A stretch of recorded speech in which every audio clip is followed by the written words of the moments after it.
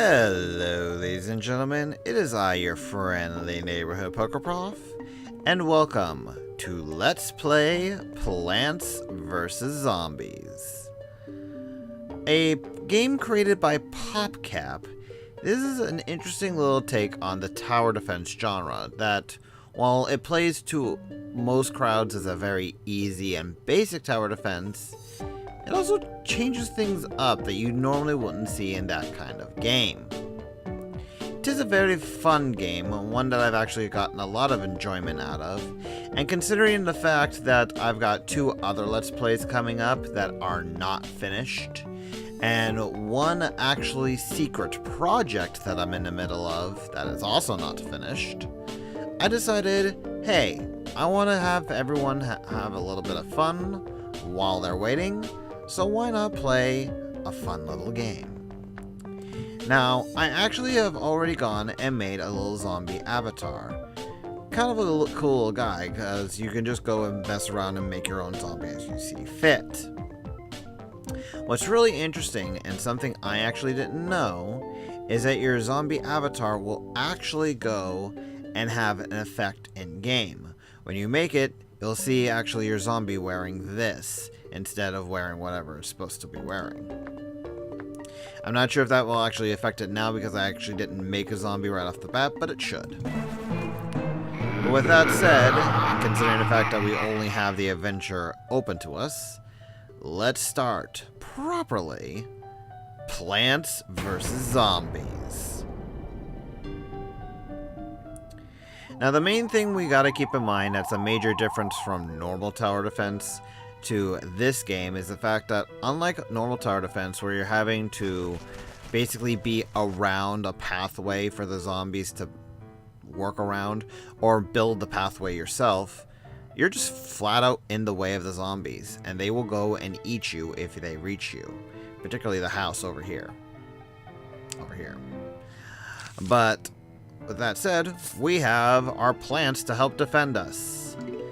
Plants can only be played if we have enough energy.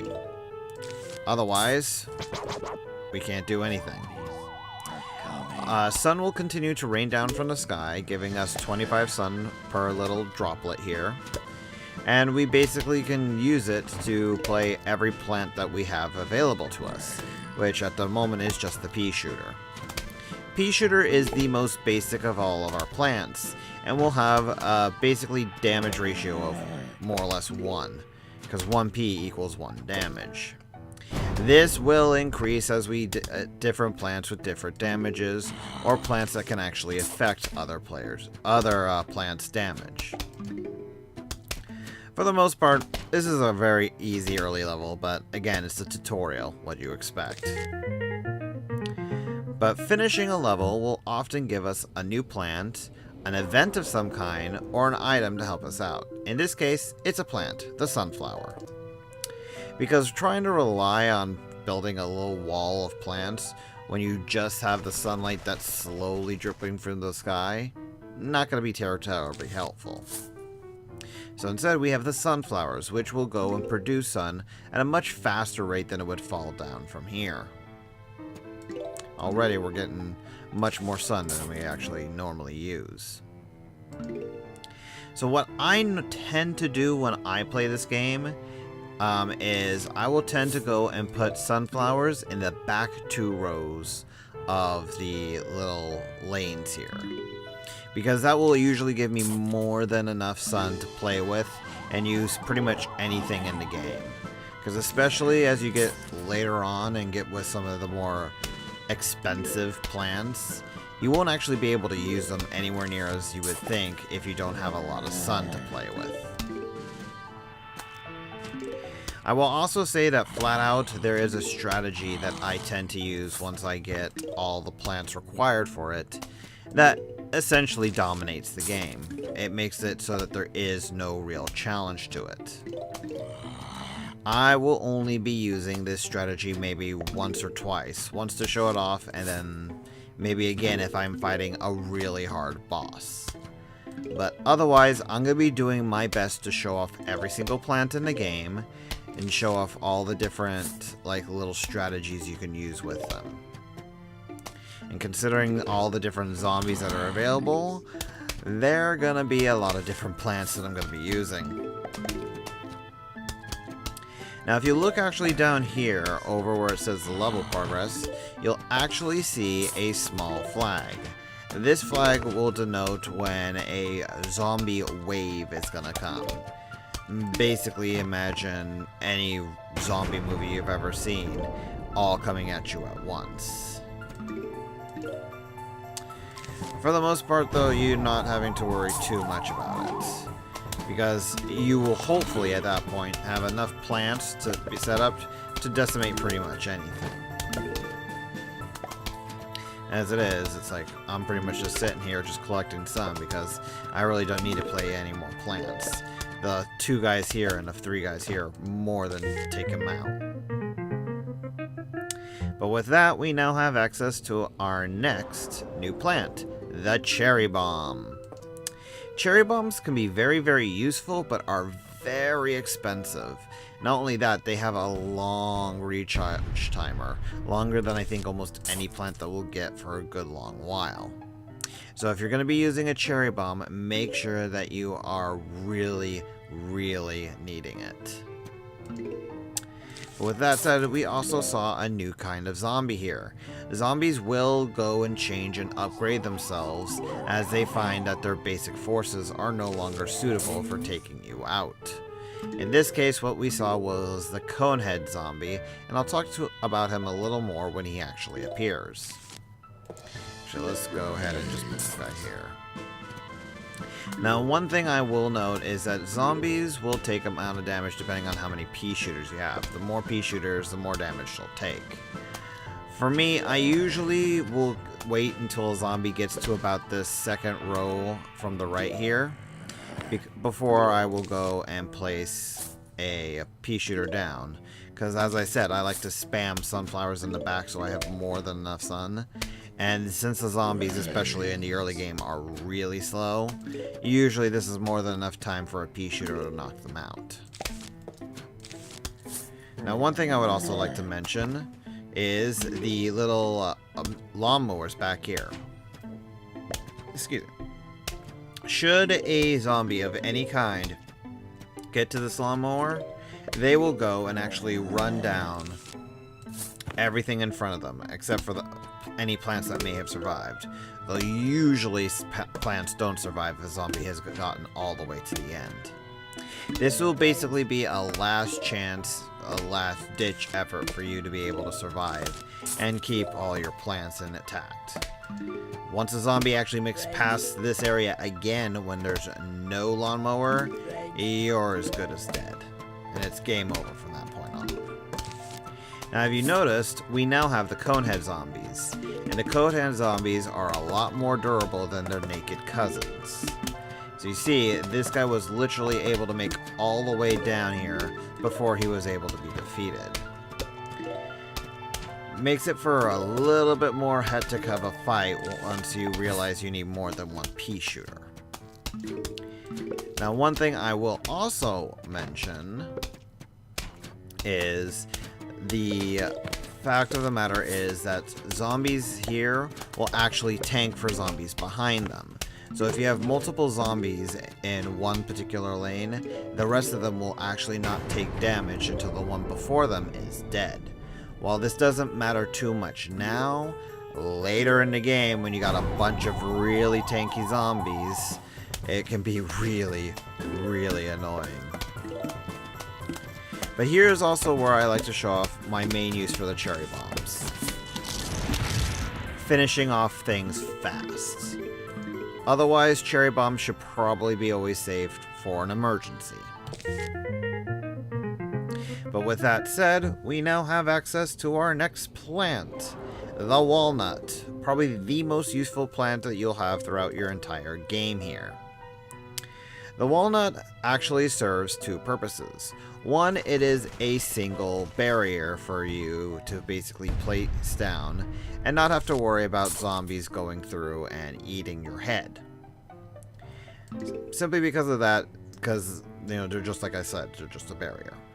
But one of the major reasons why the walnuts are really good plants is because since you can place plants anywhere, instead of me like just place them in the back here, you can actually go and say the zombie here gets all the way over here and I have no defenses.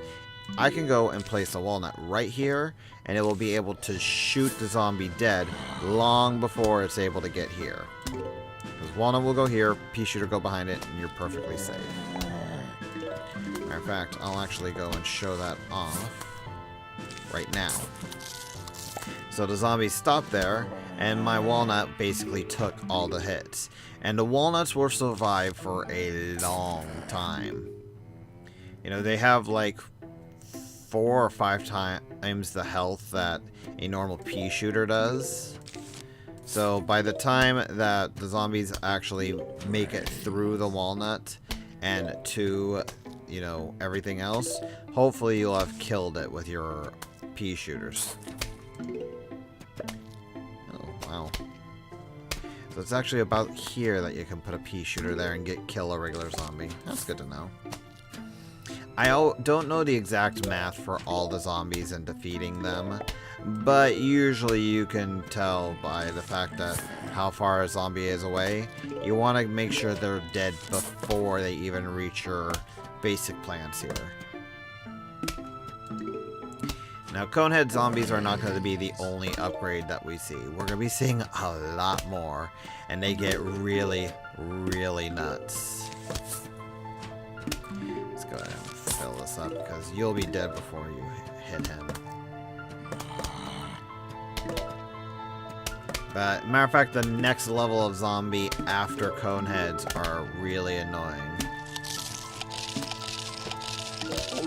Oh, holy crap, you actually went through. And yes, the zombies can actually eat the, they can eat the cherry bombs. It's not too common considering most players will use the cherry bombs more as defensive than anything else, but it can happen. We should be finishing this up too soon. Because we got more than enough sun till it lasts us for a while. We should probably put more defenses back up you. Alright, and there's all of our sun.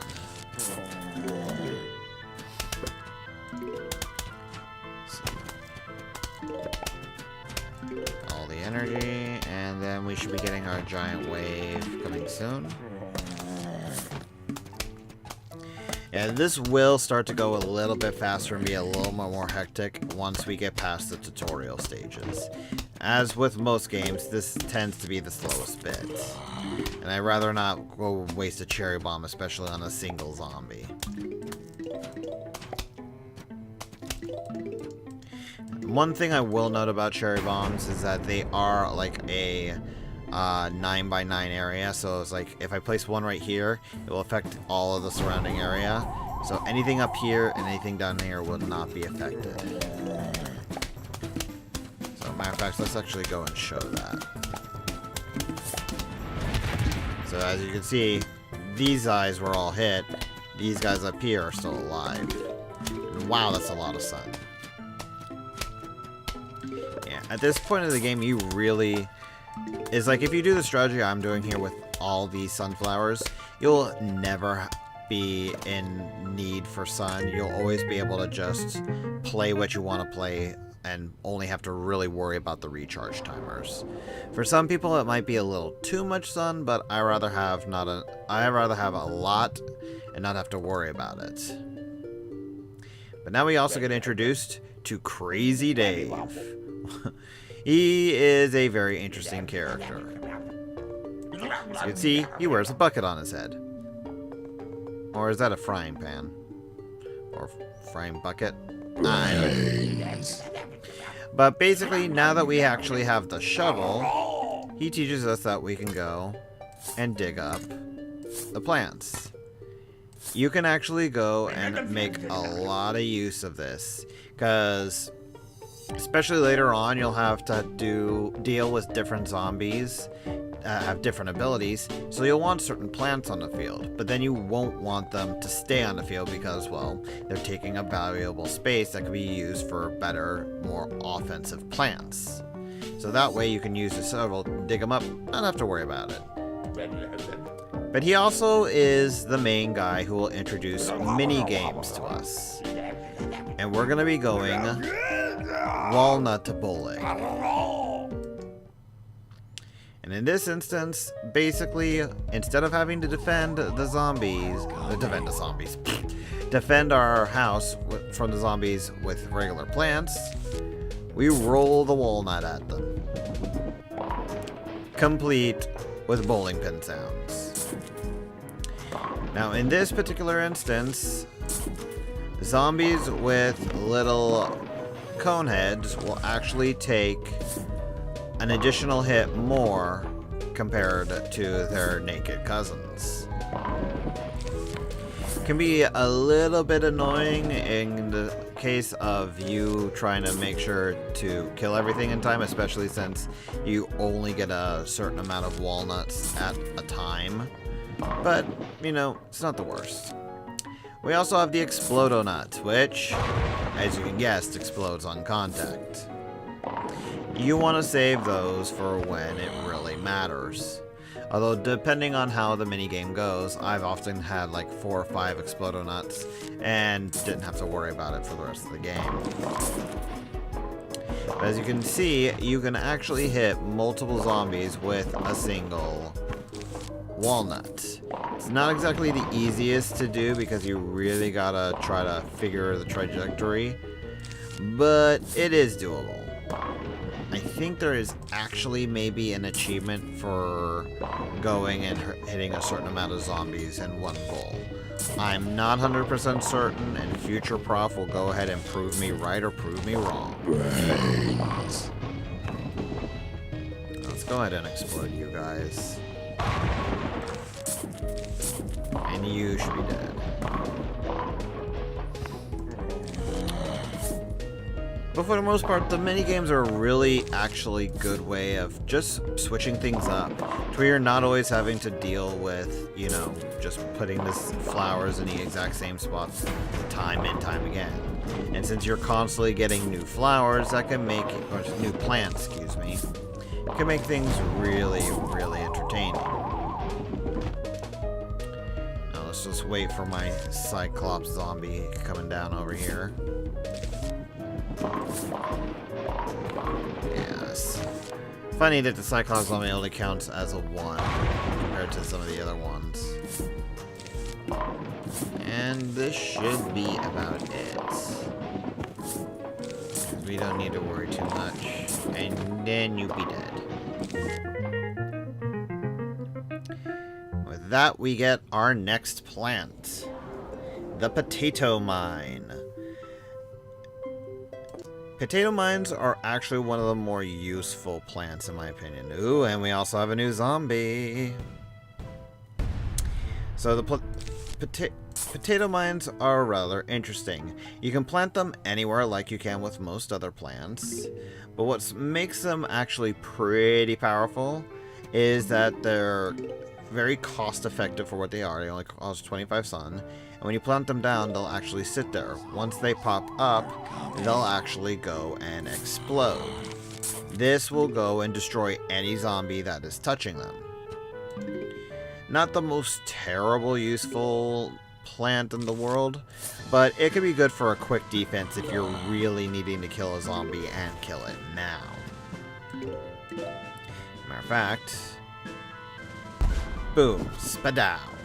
Now, believe it or not, that would actually earn you an achievement. I've unfortunately already earned the achievement on this account, so unfortunately we will not be able to show it off. This is what happens when you go into test recordings, people. Sometimes you earn achievements and you can't really show them off. But then again, I'm not the biggest achievement guy, so meh. Now, the moment he'll show up, I'll actually talk about the new zombie that we saw. Well, let's go ahead and stick with sunflowers.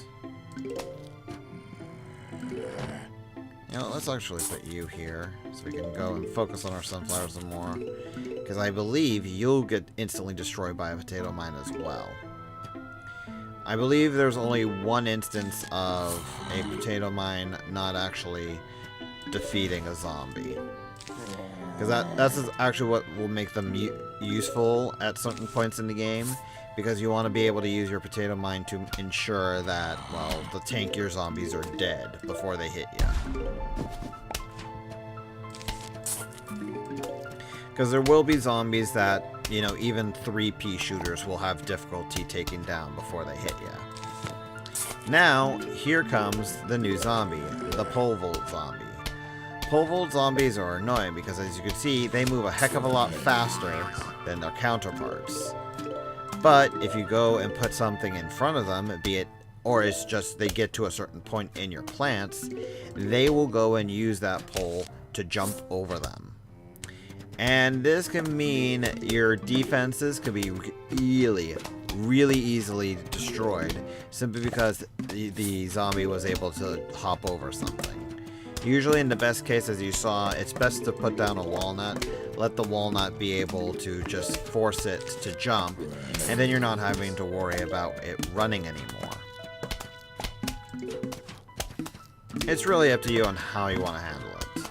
The interesting thing is that it will jump over pretty much anything. It doesn't matter if it's a walnut, a sunflower, a pea shooter, it can be even a potato mine, and it will just jump over it like nobody's business. Now, with enough pea shooters, you can have enough damage to take it down before it reaches you, but it just moves fast enough to, with its pull up, to be a threat. So you usually want to take advantage of the fact that you can place a plant anywhere and, you know, make it jump sooner rather than later. So let's see, actually, if we can go and kill it with 3 pea shooters before it gets to us. Yep. So 3 pea shooters is more than enough for it to be taken down, but it's still something you want to be aware of.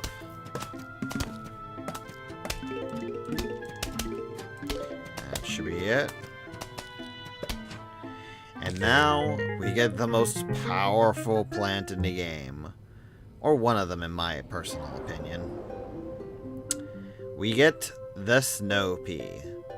But I think we'll be showing that off next time. So until then, folks, take care.